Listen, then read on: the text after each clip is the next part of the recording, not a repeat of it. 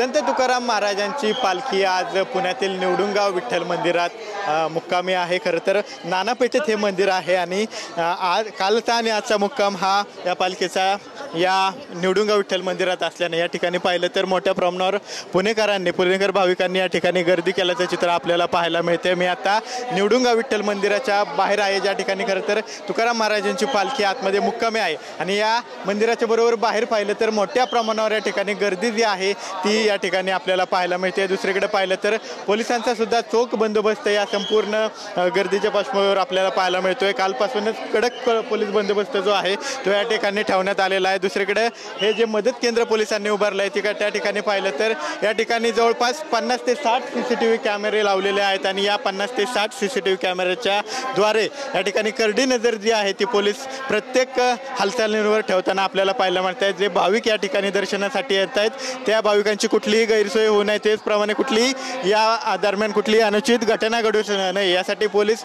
आपल्याला या ठिकाणी करडी नजर ठेवून असल्याचं पाहायला मिळते। दुसरीकडे या ठिकाणी जे मदत केंद्र उभारलेलं आहे या ठिकाणी जे नागरिक आपल्या दिंडीपासून किंवा आपल्या ग्रुपपासून वेगळे होत आहेत, जे हरवत आहेत अशा नागरिकांना मदत करण्यासाठी या ठिकाणी मदत केंद्र सुद्धा उभारण्यात आलेलं आहे। जे नागरिक हरवत आहेत ते या ठिकाणी येत आहेत, त्यांचं नाव सांगतायत आणि त्यांचं नाव सांगितल्यानंतर हे पोलीस जे आहेत ते आपल्या माईकवरून त्यांचं नाव पुकारतायत आणि त्याद्वारे त्यांच्या ग्रुपशी संपर्क करण्याचा प्रयत्न जो आहे तो पोलिसांचा होताना पाहायला दिसतो। एकूणच पाहिलं तर या ठिकाणी ह्या महिला ज्या आहेत त्या आपल्या ग्रुपपासून हरवलेल्या आहेत आणि त्यांना खरं तर त्यांच्या ग्रुपशी संपर्क करून देण्याचं काम जे आहे ते या ठिकाणी पोलीस जे आहे ते करत असल्याचं आपल्याला पाहायला मिळतं। एकूणच पाहिलं तर जी पालखी आज पुण्यामध्ये मुक्कामी आहे त्या पालखीच्या पार्श्वभूमीवर कडक असा पोलीस बंदोबस्त या ठिकाणी पोलिसांनी ठेवल्याचं आपल्याला पाहायला मिळते। कॅमेरा पर्सन विशाल रायपुरेसह विनय जगताप, TV9 मराठी, पुणे।